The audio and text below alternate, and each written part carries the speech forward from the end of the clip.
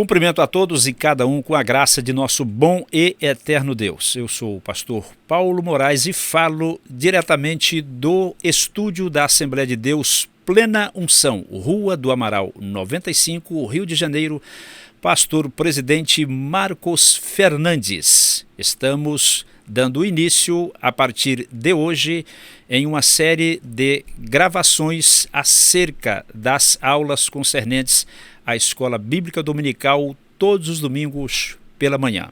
Que a bênção de Deus repouse sobre todos nós em o nome santo do Senhor Jesus Cristo. Lembrando que a Assembleia de Deus Plena Unção, lugar de amor e comunhão.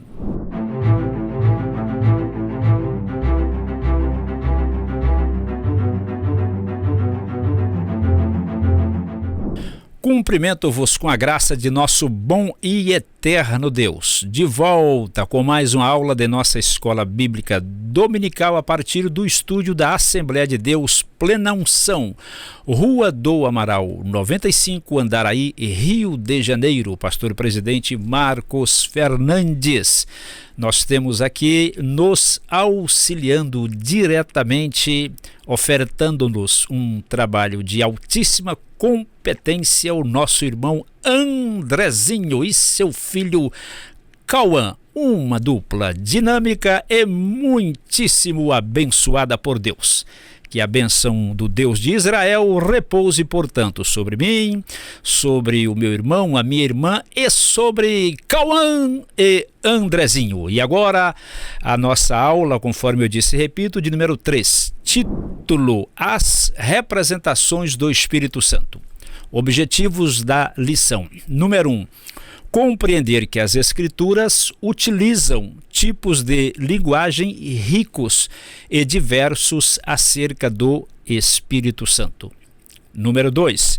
Entender que a simbologia serve para aproximar as semelhanças entre os elementos envolvidos. Número 3. Conhecer algumas das representações simbólicas do Espírito Santo no Antigo e no Novo Testamento. Logo, passemos para a palavra introdutória.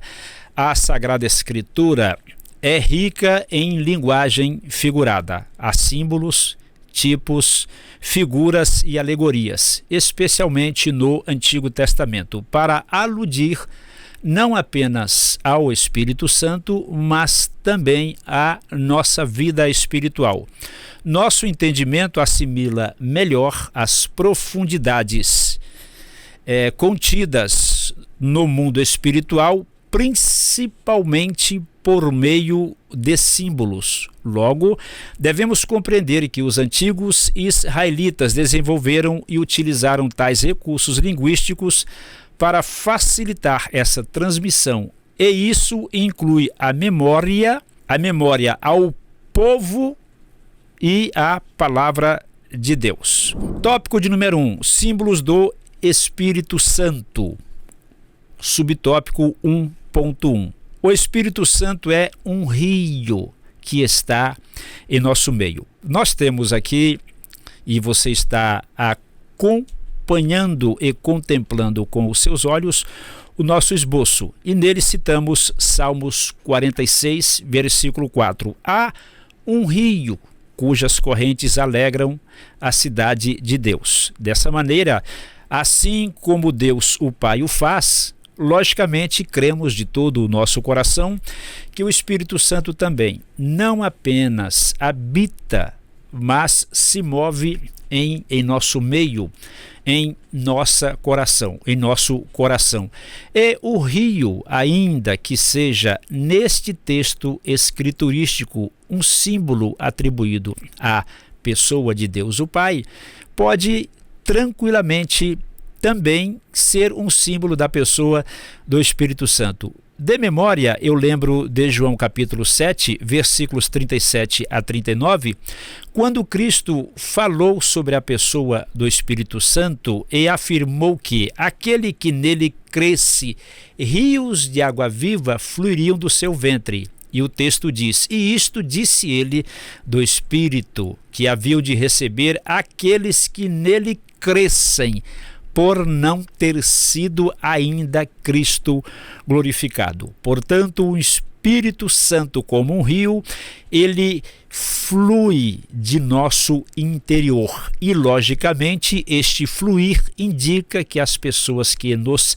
cercam são alcançadas pelas copiosas bênçãos derramadas pelo Espírito Santo em nossas vidas, e tais bênçãos fluem para tais pessoas. Agora, o subtópico de número 1.2. O Espírito Santo é a água que sacia a nossa sede. O que temos aqui em nosso esboço? A água é indispensável à sobrevivência humana. Pensemos nos 3 maiores problemas que assolam a humanidade. E Cristo, ele falou sobre estes 3 problemas, quais sejam o que comer, o que beber e o que vestir. Com relação ao que beber, temos a água, esse líquido indispensável, repetindo a nossa sobrevivência. Mas também, quando pensamos no Espírito Santo, entendemos que ele é a água que dessedenta a sede de nossa alma. E este é um aspecto extremamente importante no que diz respeito à nossa comunhão com a pessoa do Espírito Santo. Olha o exemplo que temos aqui em João 4:14.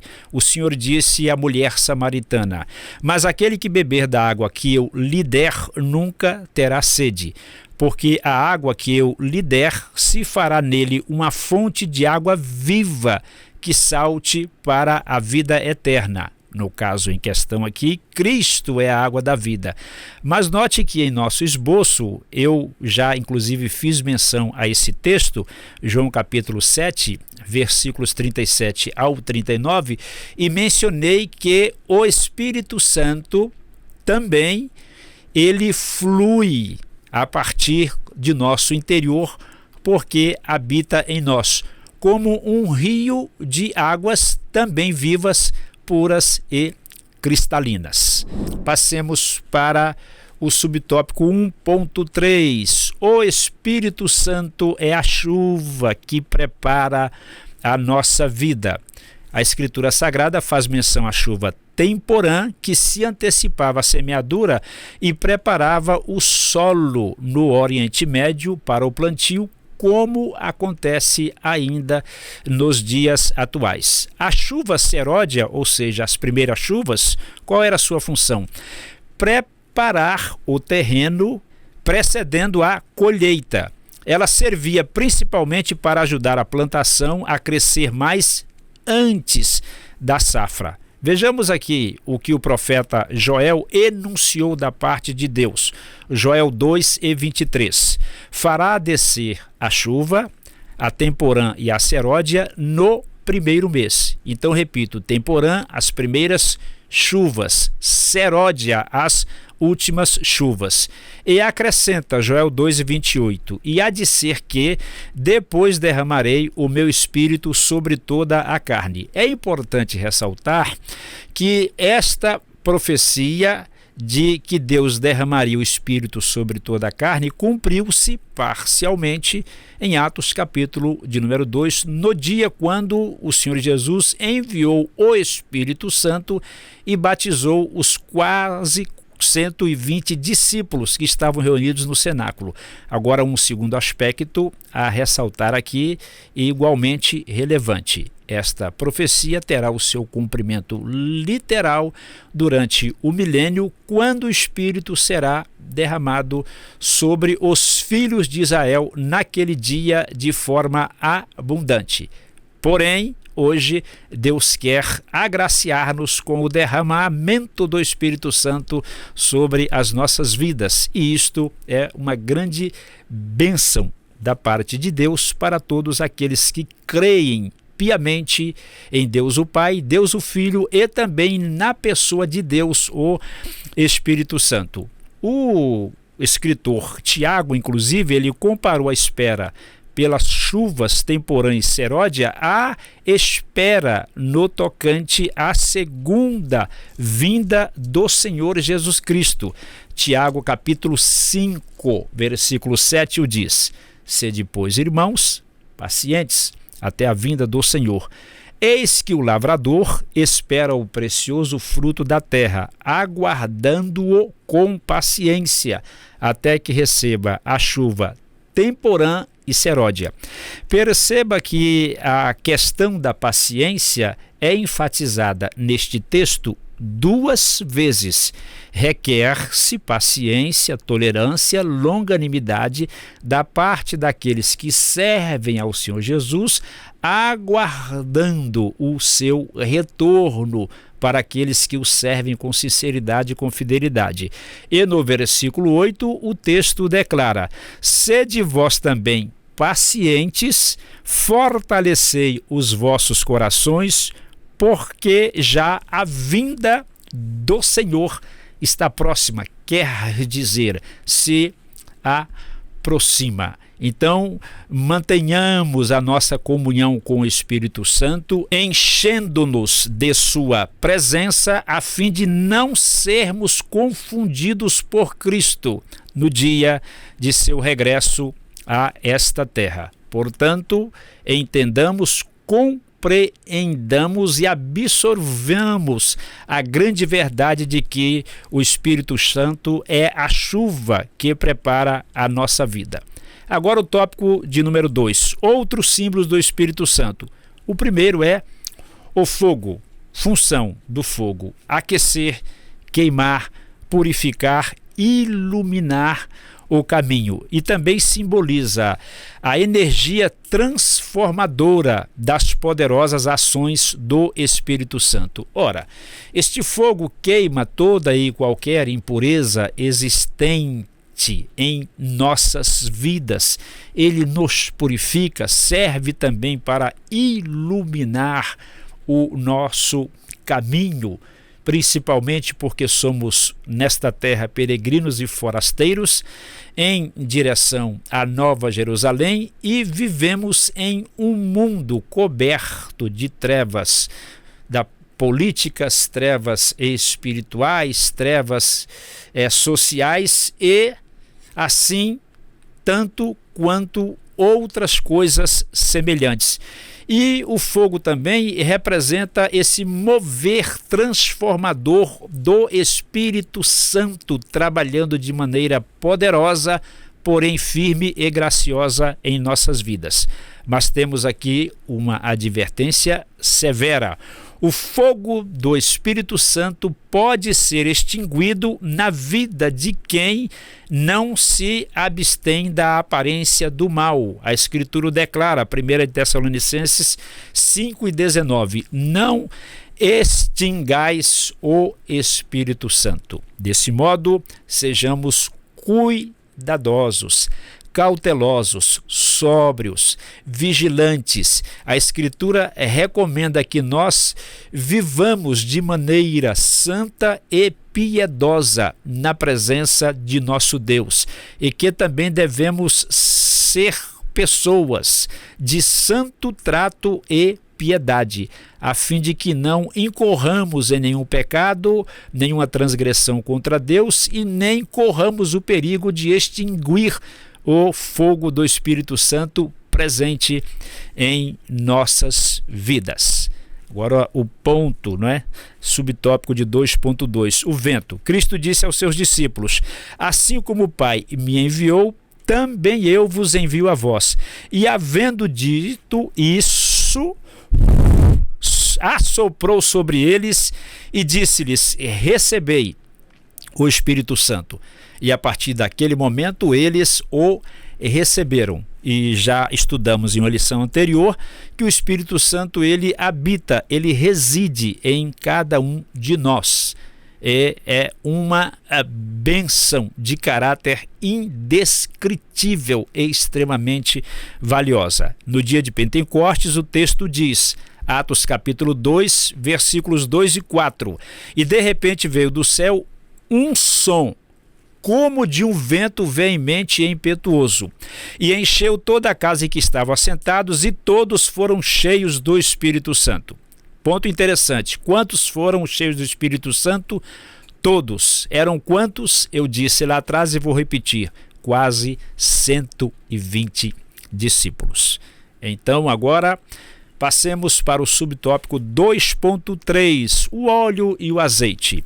Eram utilizados na consagração de profetas, sacerdotes e reis. Eram os únicos, nos dias do Antigo Testamento, que recebiam unção com óleo ou azeite. O mesmo homem podia ser, por exemplo, rei e profeta, como foi o caso de Davi.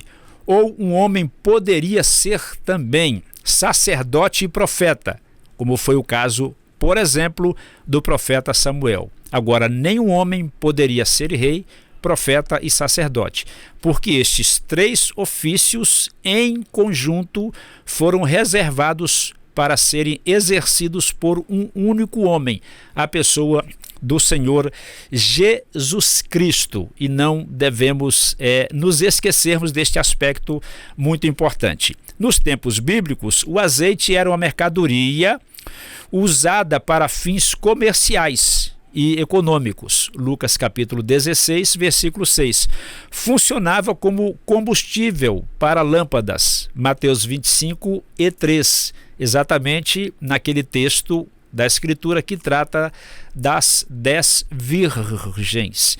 E também como tratamento medicamentoso. Marcos capítulo 6, versículo 13 e Tiago 5 e 14. Tiago, sobre este assunto, ele declara que se alguém estiver doente, chame os presbíteros da igreja e orem sobre ele, quer dizer, sobre o enfermo, ungindo-o com azeite em nome do Senhor, fazendo a oração da fé. Se houver cometido pecados, obviamente, caso confesse e se arrependa destes, receberá o perdão imediatamente da parte do Senhor e também poderá receber a cura física para o corpo enfermo. Entretanto, o Espírito Santo não pode ser comprado nem comercializado. Em Atos capítulo 8, versículos 9 a 13 e 18 a 24, temos um incidente envolvendo Elimas, o encantador, que quando viu que os apóstolos impunham as mãos sobre as pessoas e elas eram batizadas com o Espírito Santo, ele ofereceu dinheiro. Pedro, o apóstolo, ficou muito indignado e disse que o dinheiro dele serviria para a sua perdição e exortou a que ele se arrependesse da maldade presente em seu coração, indagando-lhe: cuidas tu que o dom de Deus pode ser adquirido por dinheiro? Tudo indica pelo texto escriturístico que, ao menos naquele momento, Elimas, o encantador, ficou profundamente atemorizado e experienciou algum tipo de constrangimento. Porém, se ele arrependeu-se em caráter definitivo ou não, o texto bíblico não nos fornece nenhuma informação para que entendamos isto. De qualquer maneira, fica claro para todos nós que o Espírito Santo não pode ser comprado, nem comercializado, nem as suas bênçãos e sequer os dons espirituais que ele reparte de acordo com a sua vontade. Eu vou ler, apenas para fechar esse ponto, Atos 8 e 20. Mais apropriadamente, Pedro disse para Elimas, o encantador: o teu dinheiro seja contigo para a perdição, pois cuidaste que o dom de Deus se alcança por dinheiro, o que nós sabemos não pode ocorrer em hipótese alguma, até porque Deus não precisa do dinheiro do ser humano. Agora o subtópico 2.4, selo, o qual também nos selou e deu o penhor do Espírito em nossos corações. O penhor é uma espécie de primeira parcela conferida por Deus já que ele nos comprou para que nós pertençamos a ele. Mas o ponto que devemos abordar aqui é o selo. Normalmente derretia-se um tipo de cera no documento e usava-se um elemento em alto relevo para marcá-la antes de seu endurecimento.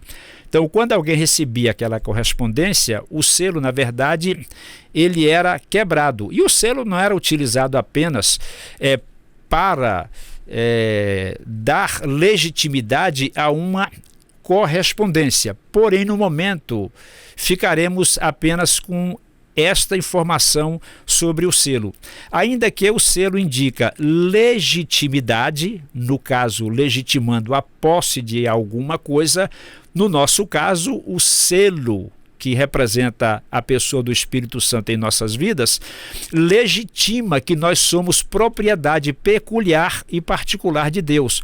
O selo também, ele representa a autoridade. Deus nos concedeu a autoridade exousia para que nós nos tornássemos filhos dele. O selo não pode ser rasurado, esse é um aspecto importante. Existem aqueles que não vigiam e acabam rasurando o selo, ou seja, a presença do Espírito Santo em suas vidas. Portanto, sejamos cuidadosos para que este selo não seja rasurado e nem sequer seja rasgado. O texto de 2 de Timóteo 2,19, que eu já citei em uma aula anterior, o diz: todavia o fundamento de Deus fica firme, tendo este selo. O Senhor conhece os que são seus, e qualquer que profere o nome de Cristo aparte-se da iniquidade. 1 de João 3,4 ensina claramente que iniquidade é a transgressão da lei de Deus. Eu quero deixar bem claro que a palavra lei sempre aparece na Escritura Sagrada, tanto no Antigo quanto no Novo Testamento, no singular, em geral representando a completude da Escritura Sagrada, a palavra de Deus. Em Mateus 5,17, por exemplo, Cristo disse: não cuideis que vim abrogar a lei, observou, no singular, e os profetas, não vim abrogá-la, mas cumpri-la. Então, quando Cristo mencionou lei e profetas, ele estava fazendo referência à totalidade da Escritura do Antigo Testamento. Todos os livros que o compõem, em virtude de que, até então, logicamente, não existia nenhum livro ainda que compunha o Novo Testamento, posto que os livros do Novo Testamento começaram a ser escritos apenas após a ascensão do Senhor Jesus Cristo aos céus. E agora, a conclusão desta nossa aula. O Espírito Santo, como uma brisa suave de um vento ou como um poderoso fogo consumidor, está disponível para se relacionar conosco. E você, tem mantido uma comunhão íntima e estreita com a pessoa do Espírito Santo? Você o reconhece como Deus exatamente igual ao Pai e ao Filho, como eu disse também em uma aula anterior, em essência, substância e natureza? Você reconhece que o Espírito Santo é onipotente, é onipresente e é o Todo-Poderoso? Você admite e confessa publicamente que o seu corpo é a habitação de sua Santíssima Pessoa? Se você então confessa isso publicamente, que Deus continue a abençoá-lo rica e abundantemente por Cristo Jesus, ou abençoá-la também rica e abundantemente por Cristo Jesus. E ainda temos um tempinho para atividade para fixação. Quais símbolos do Espírito Santo você consegue identificar nessa lição? O Espírito Santo é comparado ao rio. Lembra, eu citei Salmos 46, João capítulo 7, versículos 37 a 39. A água, eu citei João capítulo 4, versículo de número 14. ao fogo, inclusive o fogo queima, lembra? O fogo purifica, o fogo ilumina e o fogo representa a ação poderosa do Espírito Santo em minha vida, em sua vida, em nossas vidas. O azeite também é um símbolo da pessoa do Espírito Santo e ainda o selo, que eu disse, indica propriedade, legitimidade, autoridade, não pode ser rasgado nem rasurado e coisas semelhantes. É preciso citar que essas simbologias, elas são exemplificativas, porém, existem muitos outros símbolos encontrados nas páginas das Escrituras Sagradas, referentes ao Espírito Santo, mas também a Deus o Filho e a Deus o Pai. Muito obrigado por ter acompanhado mais este resumo de nossa aula de número 3 de nossa Escola Bíblica Dominical.